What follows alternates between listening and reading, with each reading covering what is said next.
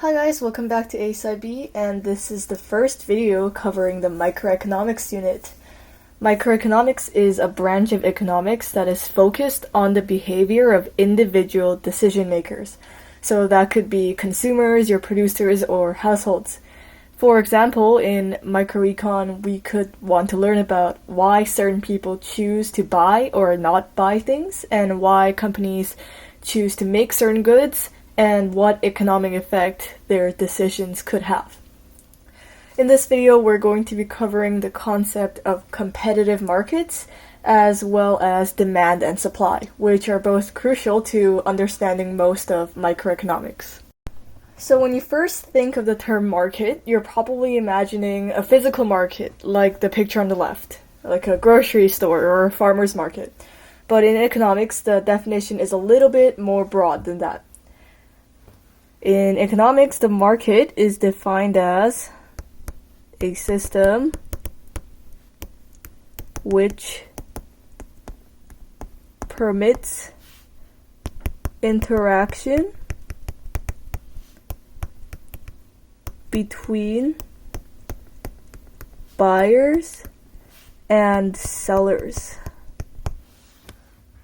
So the definition is a little bit more abstract. Broadly speaking, there are four types of markets. First type of market is called a product market. And your product market is where goods and services are bought and sold. So examples of a product market include your local superstore, your grocery store. Any physical store would qualify as a product market, but they also include online stores as well, like eBay and Amazon would qualify as product markets. The second type of market is a factor market. Now the factor market is where factors of production are bought and sold. If you remember our previous video on factors of production, you would remember that labor qualifies as a factor of production. So the labor market is an example of a factor market in which workers are the ones that are selling their labor and companies are the ones that are buying it. The third type of market is a stock market. Now, stock market is where shares of companies are bought and sold. If you don't know what that is, go Google it. And most stock markets are not physical locations, right? Most of the purchases are done electronically. But there could be some physical locations like the New York Stock Exchange, but again, most of them don't have physical locations. And the fourth type is called international financial market.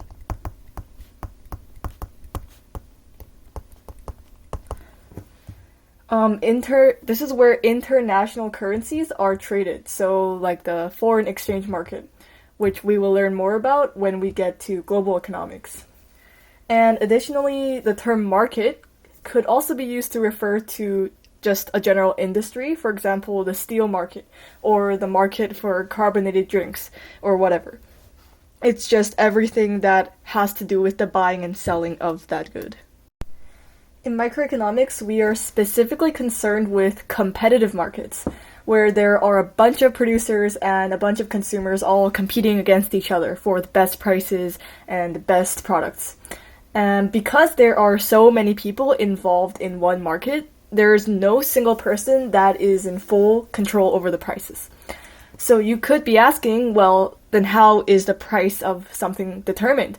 Which leads to a beautiful segue into our section on supply and demand. Starting with demand. You've probably heard about demand before, but in econ there's a very specific definition of demand that I highly encourage people to memorize, which is the quantity of a good or service consumers are willing and able, this part is very important, willing and able to buy at a specific price and time, ceteris paribus.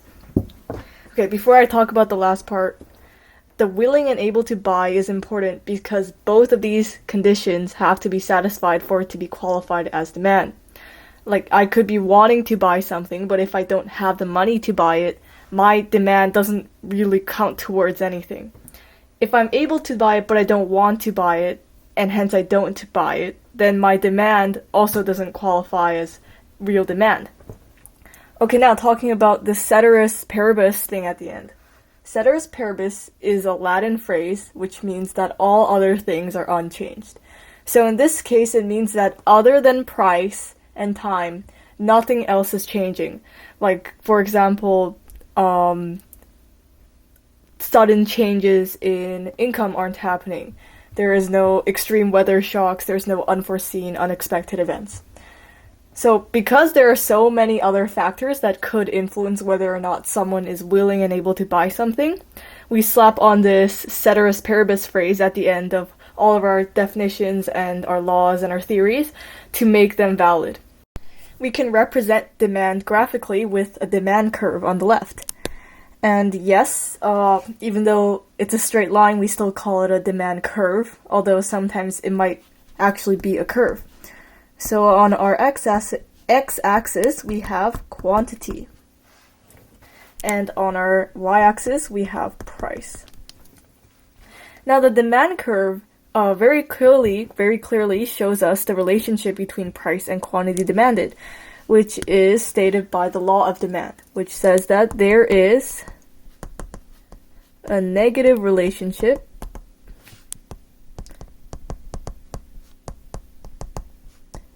between price and quantity demanded.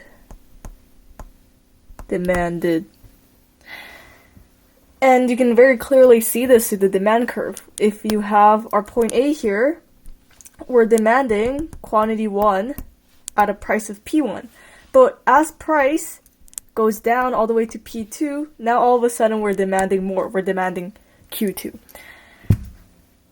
Okay, so now you might be asking, well, why? Why is it? Why is it that when price goes down, we demand more quantity? And this might be a really obvious thing to understand. Because why do stores have sales? Because more people are willing to buy it when the price is lower. But there are some other ways of understanding the law of demand that are pretty important to know. One of these reasons is called the law of diminishing marginal utility. And what this basically says is that for every extra unit of a good, it will give you increasingly less utility than the previous unit. So for example, let's say I'm buying Coke, cans of Coke, and the first can of Coke that I buy is probably going to give me a lot of utility. It's going to be very useful for me because I can drink it and feel happy afterwards.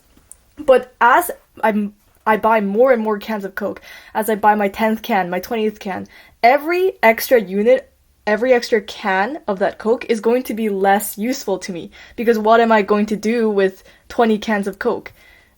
Every extra Coke that I add on is now going to be less valuable to me. So to give people the incentive to buy more, you're going to have to give me the incentive to buy more, and the incentive to buy more would be the lower price.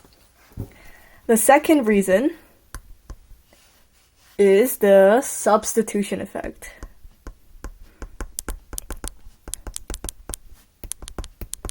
What this is that if the price of my Coke was suddenly to go up, for example, then other options, other things I could substitute my Coke with will appear increasingly more attractive to me because it'll be relatively cheaper compared to the Coke. Like, if my price of Coke went up, I would probably switch to Pepsi because Pepsi is not going to be as expensive as Coke, and despite what some people might say, they're basically the same thing. So the demand of Coke is going to go down as the price increases because I'm going to have to switch to something else that's similar. The third reason is called the income effect. Oh my god. Income effect. The income effect is basically looking at the proportion of your income with the price of the good. So, for example, let's say I only earn $10 a year, and the price of Coke suddenly goes up from $2 to $5.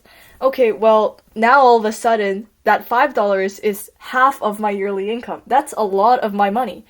So what would happen then is my purchasing power would go down. The amount of things I can buy would go down, and I would literally be poorer. So I would be able to afford less Coke. And of course, hence, when price increases, I will demand less Coke. Okay, now this part is very important because IB is especially particular about their wording regarding this concept. Looking at these two graphs over here, there is a very clear difference you have to identify. So the one on the left, price is what's changing. We're going from P1 down to P2, and as we just learned, that's going to cause an increase in quantity from Q1 to Q2. You're moving from point A to B. Now this is called a change in quantity demanded, or it's also referred to as a movement along the curve. This happens because price is changing, and price is the only thing that is changing. Everything is remaining constant. Everything else is remaining constant because of our ceteris paribus assumption. Now for the one on the right, price is what's staying the same. If we set a P1, point P1 over here, you'll see that price is actually what's constant. Okay, looking at D1 as our original demand curve,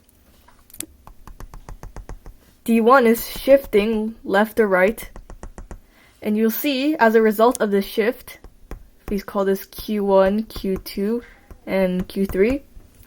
As a result of this shift, at the same price, we're either demanding less of the good or we're demanding more of the good.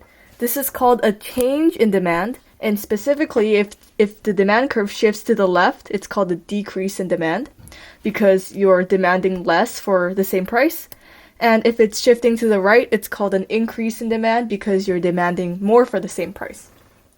This is also referred to as a shift in the demand curve.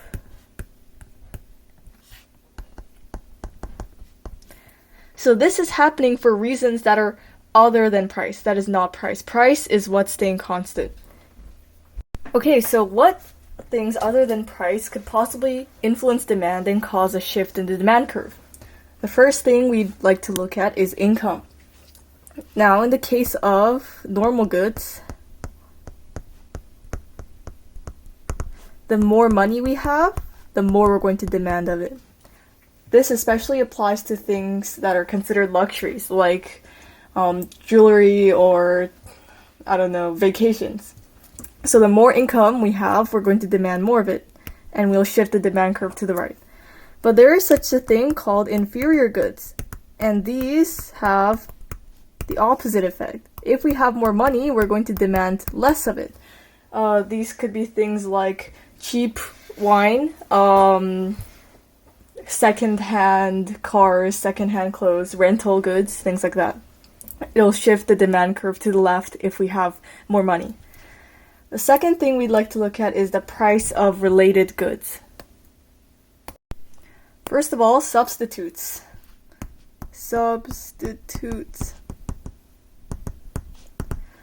Two goods A and B are substitutes if they satisfy similar needs. So a good example would be Coke and Pepsi, right? Either or they satisfy similar needs. They're pretty similar products. So let's say two goods A and B are substitutes. If we see a decrease in the price of A, then people are going to want to buy more of A because it's cheaper, and that's just how the law of demand works. Subsequently, there will be a decrease in the demand for B.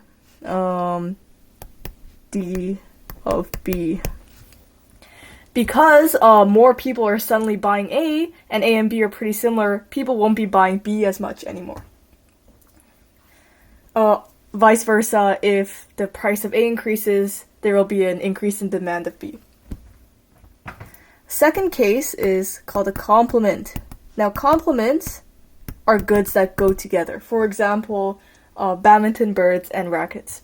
Right, you usually buy the two together. So let's say if there's a decrease in the price of A, there will be an increase in the demand of A. Subsequently, there will also be an increase in the demand of B.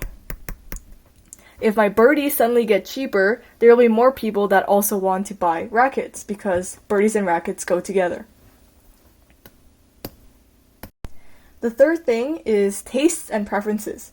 So if a product becomes more popular, the demand will increase and shift to the right. Vice versa if it becomes less popular. So there are a lot of factors that could affect your tastes and preferences. A big one is marketing and advertising. Media influence. So your social media role models, your YouTubers, your Instagram models, whatever. Like back in 2017 when fidget spinners got really popular because every single YouTuber started making videos with fidget spinners, there was a significant increase in demand for fidget spinners just because of its marketing and media influence. But now, people aren't making fidget spinner videos anymore, so there is a significant decrease in the demand for fidget spinners. The fourth category is future price expectations.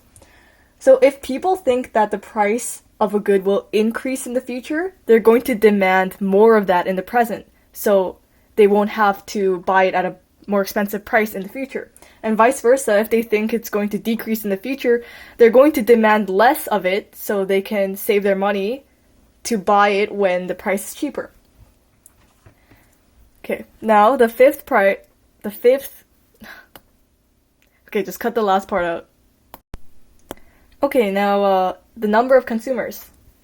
In general, if there's more people, there's going to be more demand. For pretty self-explanatory reasons. And the age demographic could also influence demand for certain products.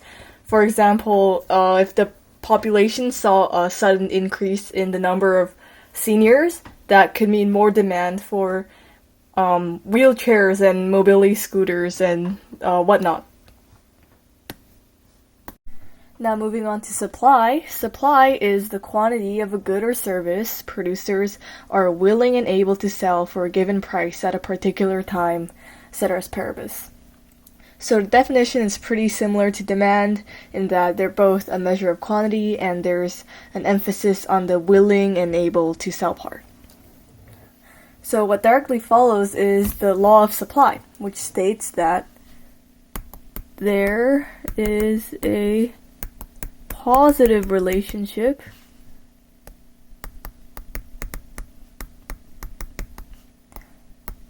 between quantity supplied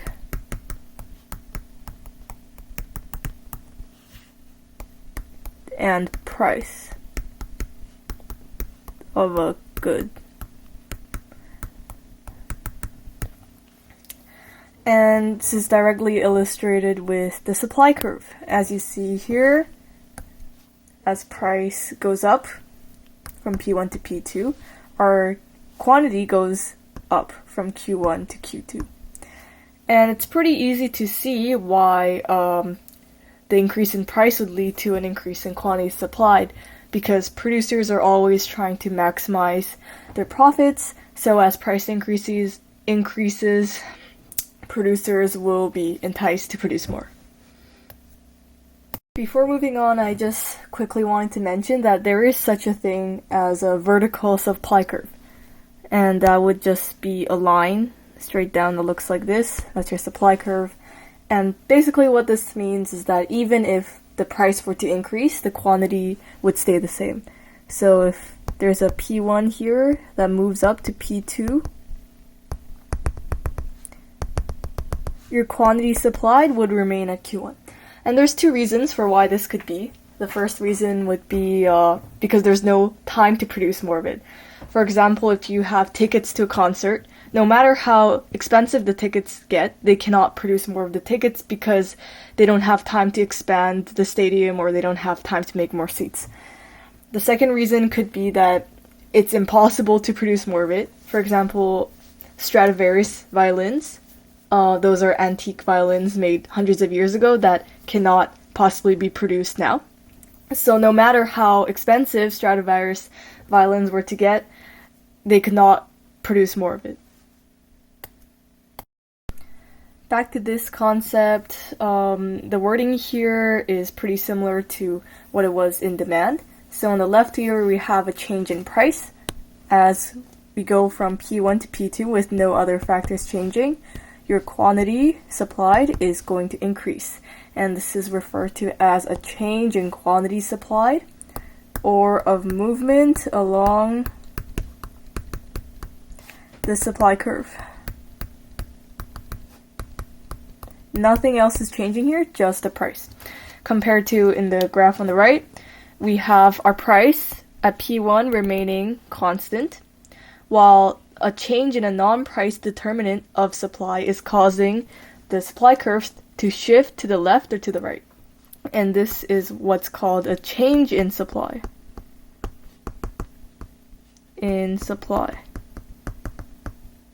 For every price, more or less of the quantity is supplied. It's also called a shift in the supply curve.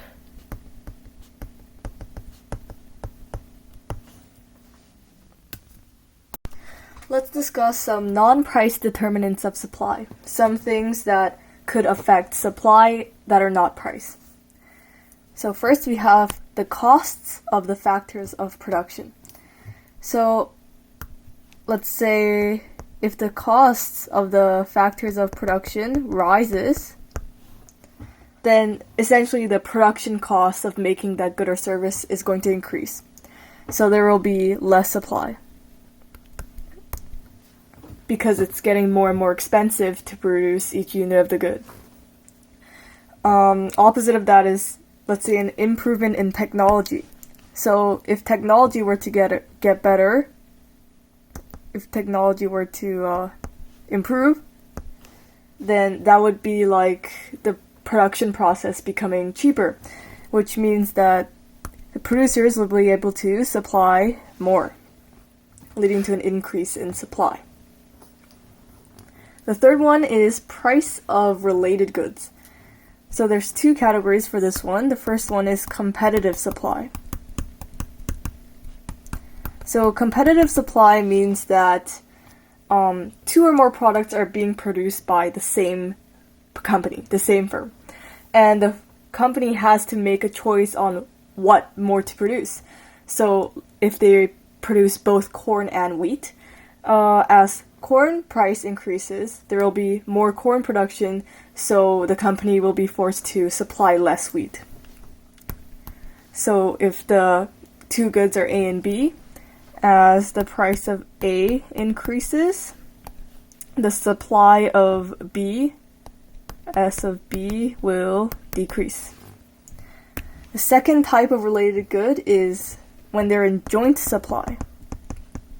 Now, joint supply means that two or more goods are derived from one resource.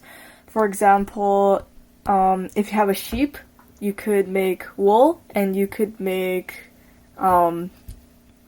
milk. You could get milk. Can you get milk from a sheep? Hold on. Cut this part out, guys. Yeah, you can get milk from a sheep. Yeah, sure. So sheep could be used for milk and wool. So as, let's say, the price of one increases, maybe the price of wool increases, there will be an increase in the supply of wool, but there will subsequently also be an increase in the supply of sheep milk because they're derived from one resource. So if they're both A and B, then the increase in price of A will lead to an increase in the supply of B. Fourth one, producer expectations. Now, if producers expect the price of a good or service to rise, they will temporarily withhold some of their stock to sell later so they can get increased profits. So that will lead to a decrease in supply. So if expect price to increase, then supply will decrease, and vice versa. The sixth one is taxes. Now, taxes are treated as a factor of production. So if a company is getting taxed on each unit they're selling, or they're getting taxed for the production process or whatever, that's going to be treated almost as an increase in the cost of factors of production. So there will be less supply. An increase in tax will lead to a decrease in supply. And there's an opposite effect for subsidies. Now, a subsidy is a payment made to the producer by the government. The reasons a government might provide a subsidy will be discussed later on. But, of course, if the producer is receiving money from the government to produce, the production costs will go down and there will be an increase in supply. So, increase in subsidies, be an increase in supply. The seventh determinant is the number of firms. So generally, the more firms there are, or I should say producers, the more producers there are, the more increase in supply, for obvious reasons.